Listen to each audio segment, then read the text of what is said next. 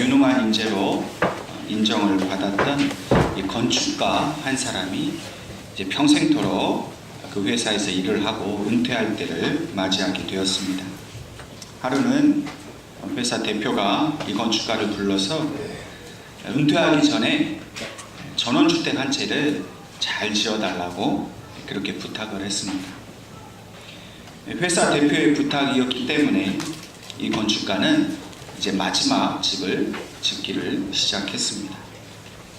그런데 이 건축가는 이 집을 짓는데 별로 성의를 다하지 않았습니다. 그래서 설계도 대충 하고 또 이 건축 자재도 별로 좋지 않은 것을 썼습니다. 또 집을 짓는 기술자도 인류 기술자를 부르지 않고 그저 적당한 사람들을 불러서 일을 하도록 하였습니다. 뿐만 아니라 건축이 진행되는 동안 이 건축가가 세심하게 살펴보아야 하는 부분이 있는데도 그런 것을 전혀 살피지 않았습니다. 그저 일꾼에게만 맡겨놓고 별 관심을 두지를 않았습니다. 얼마 후에 이 집이 완성이 되었습니다.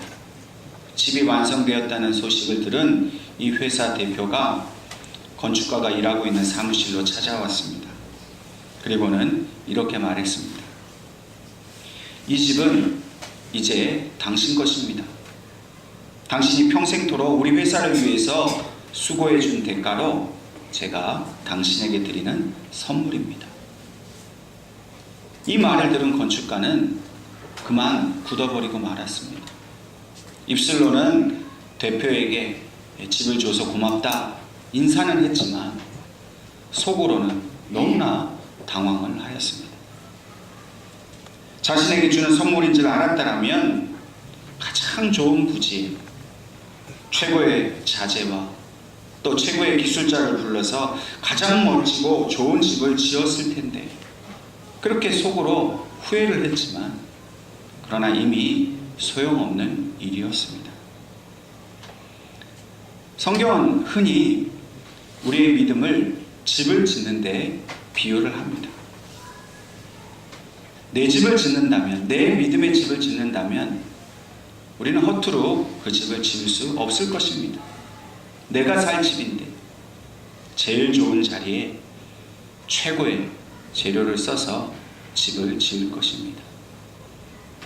그런데 우리는 우리의 믿음을 세워가고 우리의 믿음의 집을 지어가는데 그만큼 좋은 터 위에 좋은 재료로 그렇게 성실하게 집을 지어가고 있는가 한번 생각해 보아야 할 것입니다. 내 믿음의 집을 지으면서 돌보지 않고 거기에 그만큼 불성실하다면 결코 우리는 좋은 집에 들어가 살 수 없을 것입니다. 내 육신이 사는 집이 그렇게 소중하고 귀하다면 내 영혼이 살아가야 할 이 믿음의 집을 짓는 일에는 우리가 더 많은 노력을 기울여야 할 것이고 최선의 노력을 기울여야 할 것입니다. 그럼 믿음이 무엇입니까? 믿음은 어떤 사상이나 이론이 아닙니다. 어떤 한마디로 정의할 수 있고 또 그저 한번 말할 수 있는 그런 것이 아닙니다. 믿음이라는 것은 어쩌면 오랜 시간을 통해서 작은 것부터 시작해서 한 단계 한 단계 그 수많은 과정과 그 모든 어떤 단계들을 거쳐가면서 세워지는 그러한 것들입니다. 농사를 짓는 것처럼 땅을 가꾸고 씨를 뿌리고 또 물을 주고 또 가지를 치고 또 피를 뽑아주는 그런 여러 가지 과정을 겪어서 마침내 열매를 거두는 것과 마찬가지입니다. 건물의 기초를 세우는 것, 그래서 땅을 잘 고르게 하여서 씨를 뿌리고 또 그 기초를 다지는 일, 그것을 충실하게 해야 하는 것처럼 오늘 우리의 믿음 또한 그 기초부터 잘 닦고 세우는 일은 우리 남아있는 모든 그 삶 중에서 너무나도 중요한 일인 것입니다. 그러므로 신앙생활을 처음 하시는 그런 경우에는 그 기초를 잘 닦는 일에 힘을 써야 합니다. 또한 오랫동안 신앙생활을 하신 경우라 할지라도 과연 내가 지금 쌓아온 이 믿음의 집이 기초부터 견고하게 잘 서 있는가? 혹시 보수가 필요한 곳은 없는가? 점검하고 다시 되돌아보아야 한다는 것입니다. 그렇지 않으면 우리의 믿음의 집에 누수가 생기고 잘못하면 그 집이 무너지는 그런 불행한 일도 우리가 볼 수가 있다는 것입니다. 매일매일 살펴보는 일, 매일매일 기본에 충실하는 일, 그것이 바로 올 한 해 저와 여러분이 살아가야 할 믿음의 길인 줄로 믿으시기를 바랍니다. 오늘 본문 말씀을 통해서 사도 바울은 고린도 교회를 향해서 너희가 예수 그리스도의 터 위에 바른 믿음을 세워가라, 그렇게 권면하고 있습니다. 오늘 10절과 11절 말씀을 보면 사도 바울은 하나님께서 자신에게 은혜를 주셨다 말합니다. 근데 그 은혜를 가지고 무엇을 했느냐? 그것은 바로 지혜로운 건축자와 같이 그렇게 터를 잘 닦았다는 것입니다. 사도 바울은 고린도 교회에 복음을 전했습니다. 고린도 교회 성도들이 믿음의 바른 터 위에서 자신들의 신앙을 잘 세워가기를 그렇게 힘을 썼습니다. 당시에 이 거짓 선생들이 예수님의 가르침이 아닌 이 거짓 가르침을 가르쳐서 많은 사람들을 미혹하던 그런 시대였습니다. 그런데 사도 바울은 예수님께 받은 그 말씀 그대로 고린도 교회 성도들에게 가르쳤습니다. 예수님의 가르침이 아닌 다른 헛된 가르침, 세상의 가르침, 어떤 한 사람의 그런 가르침은 결코 그들을 바른 믿음 위에 세울 수가 없었습니다. 그러므로 사도 바울은 고린도 교회 성도들이 이런 거짓 가르침에 유혹당하지 않고 그들이 오직 진리 되신 주님의 말씀을 붙들며 살아가기를 그렇게 간절히 원했던 것입니다.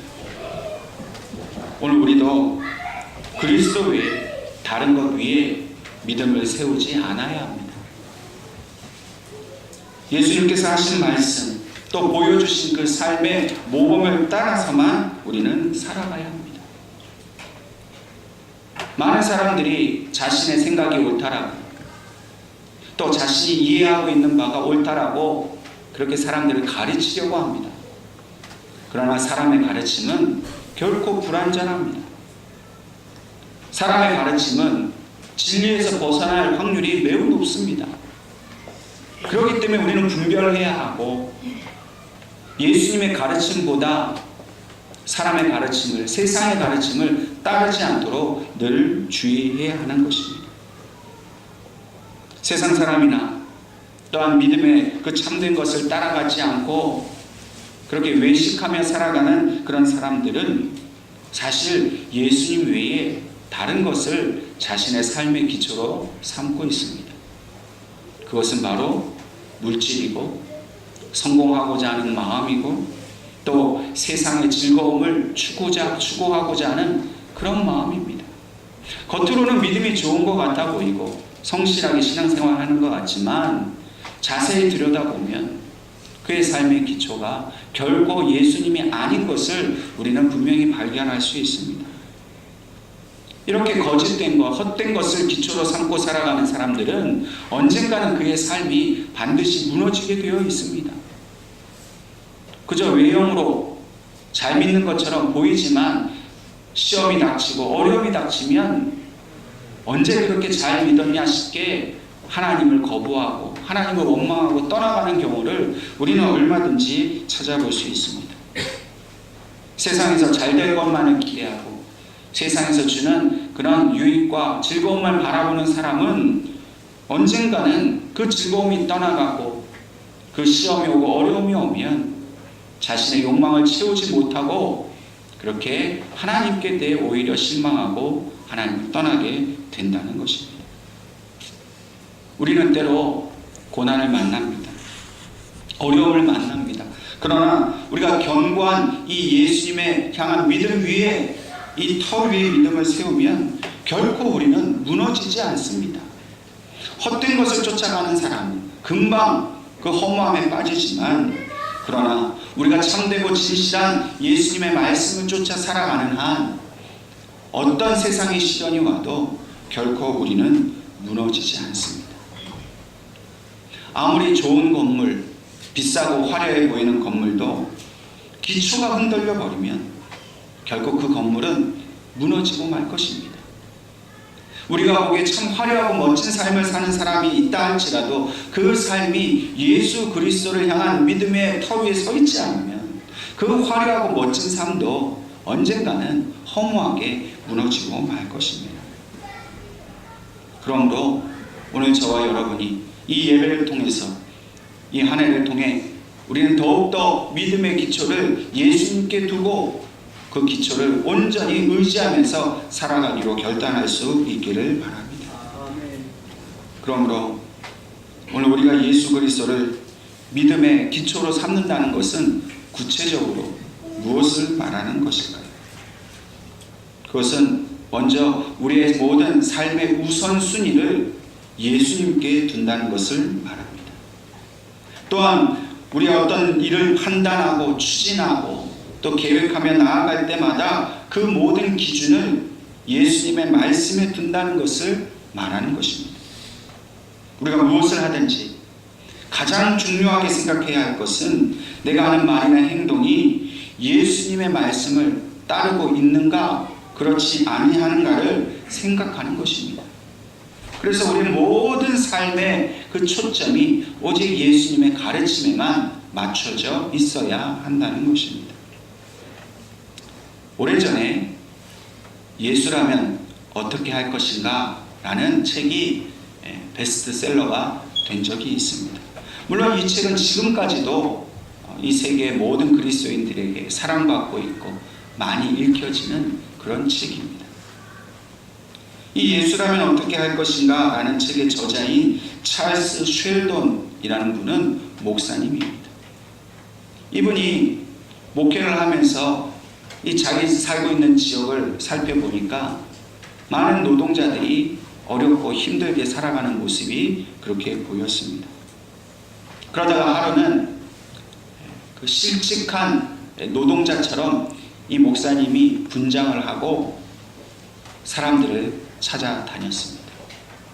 때로는 가게에도 들어가 보고 또 그곳에서 예수를 잘 믿는다 하는 사람도 만나게 되고 또 교회도 찾아가 들어가 보았습니다. 그런데 실망스러운 것은 이 실직한 이 노동자처럼 분장한 이 목사님을 환대해주고 받아주고 그의 사정을 알아주는 사람이 한 사람도 없었다는 겁니다. 심지어는 교회에서도 냉대하고 외면하고 이 목사님을 쫓아내듯이 그렇게 내보냈다는 겁니다. 이 쉘돈 목사님이 충격을 받았습니다.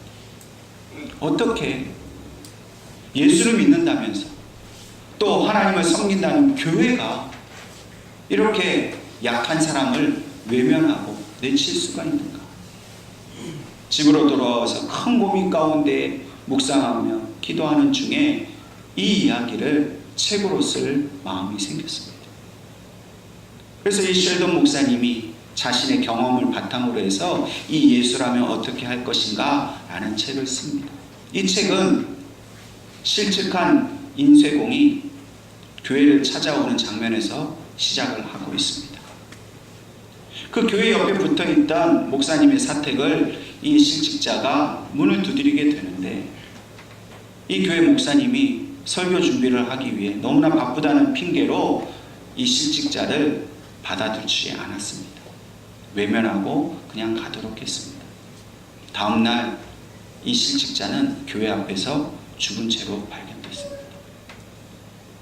목사님은 큰 충격을 받았습니다. 너무나 괴로워서 견딜 수가 없었습니다. 그래서 그날 예배 시간에 교인들에게 참회하고 고백했습니다. 내가 하나님 주신 이 은혜를 알지 못하고 목사로서의 본분을 다하지 못했습니다. 그러면서 성도들에게 이제 저는 이 한 해 동안 예수님이라면 어떻게 하실까? 영어로 What would Jesus do? 예수라면 어떻게 했을까? 이것을 기준으로 가지고 제가 살아보려고 합니다. 이러한 저의 삶에 함께 동참하기를 원하는 성도들은 예배가 끝난 후에 바깥에서, 교회 밖에서 저를 기다려 주십시오. 예배가 끝나고 나가자 많은 교인들이 목사님과 같이 한 해 동안 예수님이라면 어떻게 하실까? 이 기준을 가지고 한번 살아보겠습니다. 모였습니다. 목사님과 성도들이 함께 모여서 날마다 예수님처럼 살기 위해 노력을 했습니다. 그러자 성도들이 변화되고 교회가 변화되기 시작했습니다. 그 마을이 변화되고 그 도시가 변화되는 그러한 뜨거운 영적 부흥운동이 일어나게 되었다 하는 것이 바로 이 책의 내용이었습니다. 이 책을 읽은 많은 그리스도인들이 도전을 받고 은혜를 받았습니다. 아, 내가 그리스도인처럼 살지 못했구나. 회개를 하면서 정말 예수님처럼 사는 것이 무엇인가를 고민하기 시작했고, 그리고 그 책을 읽은 사람들을 통해서 많은 그런 영적 변화들이 생기게 되었습니다. 오늘 우리가 살아가는 이 시대가 어떻습니까? 정말 이 시대에도 예수님이라면 어떻게 행하실까? 라는 그런 질문을 해보아야 하는 시대가 되지 않았습니까? 너무나도 절실하게 예수님처럼 살아가는 사람들이 필요한 그런 시대가 되었습니다. 또한 이 질문은 우리 스스로에게도 해보아야 할 질문입니다. 뭔가 내가 살아가는 일이 잘못되어 보이고, 또 뭔가 내가 사는 것이 힘들고 허무하고 뭔가 의미가 없어 보인다면 나는 정말 예수님처럼 살아가고 있는가 질문해 보아야 합니다. 지금 내가 겪고 있는 이 수많은 일들을 정말 예수님이라면 이 문제를 어떻게 해결해 나가실까? 정말 내가 예수님이라면 지금 내게 일어나고 있는 이 일들을 어떻게 내가 그렇게 반응하고 그 문제를 해결해 나갈 것인가를 우리가 생각해 보아야 할 것입니다. 단지 어려운 사람을 어떻게 대할 것이냐 하는 문제뿐만 아닙니다. 지금 내가 생각하고 있는 이 생각의 방식, 어떤 가치관, 내가 추구하고 있는 것, 내가 지금 돈을 벌려고 하는 일, 내가 성공하고자 하는 그 마음, 자녀들이 잘 되기를 바라는 그 마음, 진짜 그것이 예수님이라면 어떻게 생각하실까를 우리가 그 기준을 비춰놓고 생각해 보지 않는다면 결국 우리는 쉽게 무너질 그런 허무한 집을 짓는 사람들과 같다는 겁니다. 우리 삶의 기초에 예수님의 생각, 예수님의 그 행동이 기준이 되지 않는다면 결국 우리는 아무것도 이루지 못한 채 허무한 인생을 살 뿐인 것입니다. 오늘 저와 여러분이 가장 중요하게 생각해야 할 것은 예수님이 하신 말씀을 잘 기억하는 일입니다. 성경을 통해서 예수님의 삶을 잘 배우는 일입니다. 그리고 예수님이라면 정말 그렇게 했을 것이라고 확신을 가지고 그렇게 행동해야 하는 것입니다. 말씀은 외면하고 예수님에 대한 삶을 묵상하지 않은 채 그저 본능적으로 내 생각만, 내 판단만 옳다라고 믿고 행동한다면 결국 우리는 하나님이 이 말씀을 통해 약속하신 그 모든 믿음의 열매를 하나도 거두지 못할 것입니다. 그러므로 오늘 이 예배를 통해서 저와 여러분이 우리의 믿음의 삶의 기초가 되는 예수님의 말씀을 날마다 읽고 묵상하면서 나의 모든 판단과 생각이 오직 예수님처럼 그렇게 생각하고 그렇게 행동할 수 있기를 주님의 이름으로 축원합니다. 우리가 이렇게 우리의 모든 생각과 삶의 기초를 예수님께 둔다면 이제는 또 우리가 생각해 보아야 할 것이, 나는 그러면 구체적으로 예수님이 보여주신 그 믿음의 길을 잘 따라가고 있는가, 나 자신을 점검해 보아야 합니다. 다시 말해서 나는 믿음의 매뉴얼을 잘 지키며 그 매뉴얼대로 잘 살아가고 있는가 생각해 보아야 합니다. 오늘 12절 말씀에 이 믿음의 건물을 세우는 데 쓰이는 6가지 재료를 바울은 소개하고 있습니다. 금과 은과 보석과 또 나무와 풀과 짚입니다. 우리가 이 재료들을 보면 이 두 부류로 나눌 수 있습니다.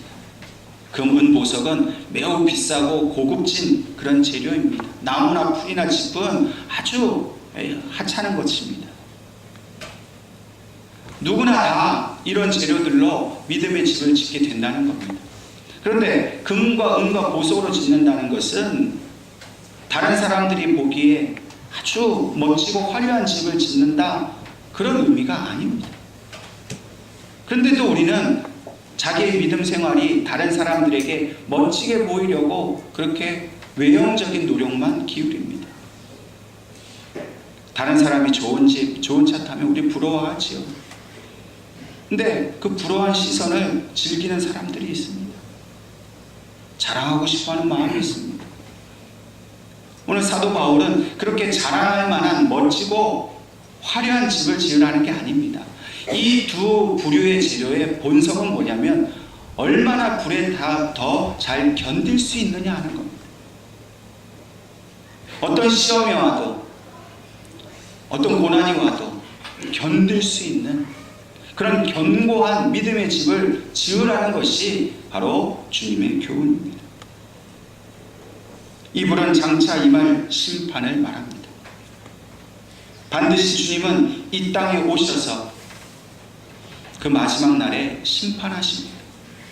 모든 믿는 자들을, 모든 이 땅의 백성들을 세워놓고 믿음의 기준을 가지고 주님은 우편에 세울 자를 또 왼편에 세울 자를 구분하십니다. 그때에 우리가 어느 자리에 서 있어야겠습니까? 너무나도 당연하게 우리는 주님의 우편에 서 있어야 합니다. 그것이 우리의 믿음 생활의 목적이 되어야 하고 목표가 되어야 하는 것입니다. 그 영원하고도 귀한 목적, 그 하나님 나라에 들어가기 위한 그 아름다운 목적을 이루기 위해서는 믿음을 잘 세워야 한다는 겁니다. 건물을 잘 세우기 위해서 가장 중요한 것은 설계도입니다. 설계가 잘못되면 아무리 좋은 재료를 가지고 있어도 그렇게 좋은 집을 지을 수가 없습니다. 또한 매뉴얼이 필요합니다. 정확한 매뉴얼대로 그대로만 따라가면 결코 실패할 일이 없습니다. 그 설계도가, 그 매뉴얼이 무엇입니까? 바로 하나님의 말씀입니다. 하나님의 말씀대로만 살면 결코 우리 인생에 실패할 일이 없습니다. 물론 어려움은 겪을 수 있겠지만 그 어려움을 이기는 법도 성경에 잘 기록되어 있습니다. 다른 데 정신 팔고 세상 것 아무리 쫓아가 봐도 문제를 해결할 수 없습니다. 오직 문제를 해결하고 우리가 믿음으로써 주님 오시는 날 그 주님의 우편에 설 수 있는 길은 오직 하나님의 말씀을 충실하게 날마다 따라갈 때라야만 그 일이 이루어지는 것입니다. 어떤 물건을 다룰 때 매뉴얼대로 다루지 않으면 그 물건을 잘 쓸 수 없습니다. 쉽게 고장나 버리기도 하고 그 기능을 잘 활용할 수 없습니다. 아무리 내가 지식이 있고 잘났어도 매뉴얼대로 해야 그 물건을 잘 쓸 수 있습니다. 아무리 내가 세상에 돈이 많고 지식이 있고 권세가 있고 능력이 있어도 하나님의 말씀대로 살아가지 않으면 결국 그 인생에서 벗어날 수밖에 없습니다. 세상에서는 성공했는지 모르지만 결코 주님께는 인정받을 수가 없습니다. 주님께 인정받기 위한 오직 한 가지 방법은 믿음의 매뉴얼을 따라가는 겁니다. 말씀이 정해주신 그대로 겸손하게 순종하면서 그 길을 따라갈 때 비록 세상에는 그렇게 화려하고 멋진 것으로 자랑할 수 있는 게 없을지 모르지만 그러나 우리 주님께서는 반드시 칭찬해 주시고 인정해 주시는 그런 아름다운 믿음의 집을 우리 스스로가 세워가게 된다는 겁니다. 좋은 믿음, 좋은 믿음의 집을 짓는 것은 그래서 날마다 하나님의 말씀을 그것을 기준을 가지고 매일매일 자신의 삶을 점검해 보는 일입니다. 그래서 내 믿음이 혹시 하나님의 말씀을 벗어나지 않았는가 날마다 살펴보아야 합니다. 우리는 때로 믿음의 설계도대로 또 그 매뉴얼대로 살아가지 않을 때가 종종 있습니다. 잊어버리고 바쁘다는 핑계로, 힘들다는 핑계로 그저 내 육신의 욕망이 이끄는 대로 살아갈 때가 있습니다.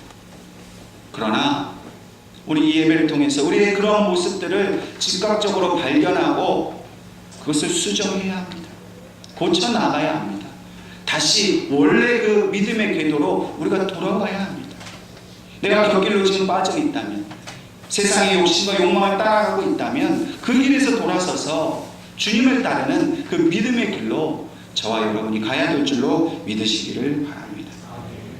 무엇을 말하든지 무엇을 생각하든지 행동하든지 먼저 해야 할 것은 이 생각과 말이 과연 하나님의 말씀에 합당한가를 되돌아볼 수 있는 그런 여유를, 그런 시간들을 우리가 반드시 가져야 합니다. 그래서 매일매일 큐티를 하고 묵상하는 일은 너무나 중요합니다. 물론 긴 시간이 아니어도 좋습니다. 짧게라도 오늘 내가 해야 할 일들, 내가 계획하고 있는 일, 이 한 주간에, 이 한 해 계획하고 있는 일들이 과연 하나님의 말씀에 합당한가? 정말 주님께서 기뻐하시는 일인가? 잠시라도 그것을 묵상하고서 그것을 주님께 맡기면서 나아간다면 우리가 계획하는 모든 일들은 반드시 실패 없이 하나님 뜻 안에서 이루어질 줄로 믿으시기를 바랍니다. 견고한 믿음을 세우는 것은 매일매일의 삶 속에서 우리의 신앙생활의 기본에 충실하게 사는 것을 말합니다. 예배드리는 일, 이 일은 너무나도 귀하고 가장 중요한 일입니다. 하나님 앞에 온전한 예배를 드리지 않으면 그 어떤 것을 우리가 세상에서 분주하게 일한다 할지라도 결코 우리는 하나님이 기뻐하시는 삶을 살 수 없습니다. 하나님 앞에 날마다 기도하는 일, 그 말씀을 붙들고 묵상하는 일, 교회를 위해서 섬기고 봉사하는 일, 세상을 위해 우리에게 맡겨주신 전도와 그 선교의 일을 감당하는 모든 일, 그 어떤 일에도 우리는 충실하게 해야 합니다. 어떤 일은 소중하고 어떤 것은 덜 소중한 것이 없습니다. 가장 기본적인 일에 충실하지 못하는데 어떻게 우리가 더 큰 일을 바라볼 수 있겠습니까?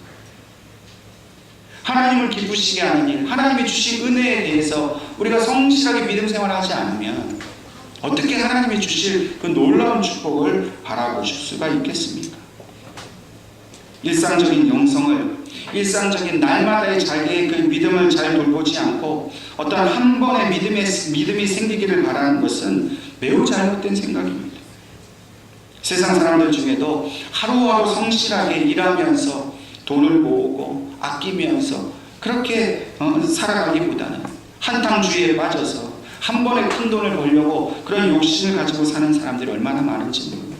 그런 사람들은 반드시 모든 것을 잃고 낭패를 보기 마련입니다. 우리의 믿음 생활도 마찬가지입니다. 유명한 강사가 하는 큰 부흥회에 가서 그때 가서 은혜를 받았다고 그래서 믿음이 갑자기 좋아지는 것이 아닙니다. 오히려 그렇게 받은 은혜는 쉽게 사라집니다. 오히려 그 큰 은혜 받았다는 것 때문에 교만해지게 되고 결국 자기 스스로 믿음의 그 삶에 실패하기 마련입니다. 그러나 하루하루 그저 날마다 주님과 동행하기를 기뻐하고 작은 것에도 감사할 수 있고 작은 은혜도 날마다 귀한 것을 여기면서 주님과 함께 쉼없이 그렇게 그 믿음 생활을 해간다면 결국 그 믿음은 금과 같이, 은과 같이, 보석과 같이 어떤 시험이 와도 무너지지 않는 그런 가장 견고한 믿음의 집이 된다는 것을 우리가 기억해야 할 것입니다. 이렇게 우리가 이러한 견고한 믿음의 집을 가지게 되면 우리가 기대하는 것은 무엇입니까? 왜 이 믿음을 가져야 합니까? 오늘 본문의 말씀처럼 그 믿음이 반드시 시험받을 때가 오기 때문입니다.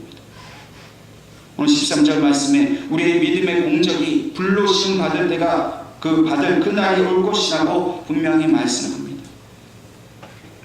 앞서 말씀드린 것처럼 그날은 바로 주님께서 이 땅에 다시 오시는 날입니다. 그리고 주님은 불로 그 모든 것을 심판하십니다. 아이들이 공부를 하는 이유가 있습니다. 물론 공부를 통해서 인격이 좋아지거나 그 공부 자체가 취미 생활이기에 즐거움을 얻기 위해서 하지 않습니다. 모든 공부는 그 공부를 어떻게 했는지, 그 공부를 통해 얼마나 실력이 성장했는지를 확인하기 위한 시험을 반드시 치르게 되어 있습니다. 공부를 성실하게 잘하고 꾸준히 잘한 아이는 그 시험을 통해서 자기의 노력을 인정받습니다. 상도 받습니다. 우리의 믿음도 마찬가지입니다. 주님이 반드시 우리 오셔서 우리의 믿음을 시험하실 때가 있습니다.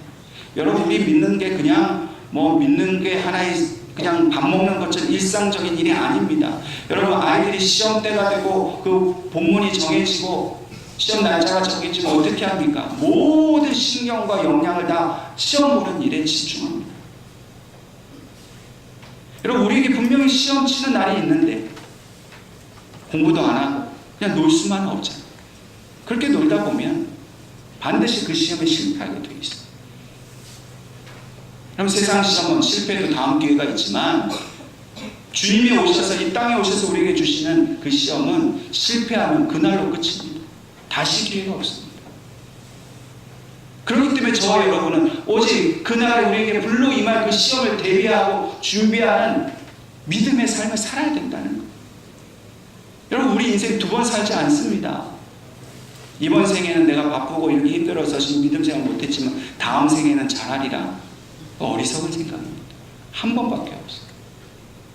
우리에게 심판은 딱 한 번밖에 없어요. 그 심판에서 그 시험을 통과해야 돼요. 우리에게 구원은 단 한 번밖에 없어요. 근데 언제까지 다음이 있을 거라? 아니, 그냥 세상도 적당히 즐기면서 그냥 교회도 적당히 다니면서 그렇게 신앙생활 할 수 있겠습니까? 그럼 우리에게 주신 그 영원한 생명이 단 한 번밖에 없다면 지금 우리가 살아가는 이 하루하루를 얼마나 귀하게 살아야 되겠습니까? 물론 세상의 일 아무것도 하지 말고 오직 성경만 읽고 오직 기도만 하라는 말씀이 아닙니다. 내 생각의 기초를, 내 삶의 기초를 오직 예수님께 두라는 거예요. 세상 일로 분주하고 바쁠 수 있습니다. 힘들고 괴로워서 아무것도 못하고 무기력하게 있을 수도 있습니다. 그러나 그때라도 잊지 말아야 될 것이 바로 주님의 말씀이다. 그때라도 우리의 믿음의 집이 잘 견고하게 세워갈 수 있도록 주님께 모든 것을 맡기는 그런 삶을 사시라는 겁니다. 저와 여러분, 이 한 해 어떤 일이 있어도 나는 오직 예수님의 말씀에서 벗어나지 않고 성실하게 그 기초에, 그 기본적인 일에 충실합니다. 하나님이 약속하신 모든 복과 은혜를, 그 영원한 생명을 얻게 되리라. 그렇게 소망하시면서 주님과 동행하시는 이 하루가 될 수 있기를 주님의 이름으로 축원합니다. 기도하겠습니다.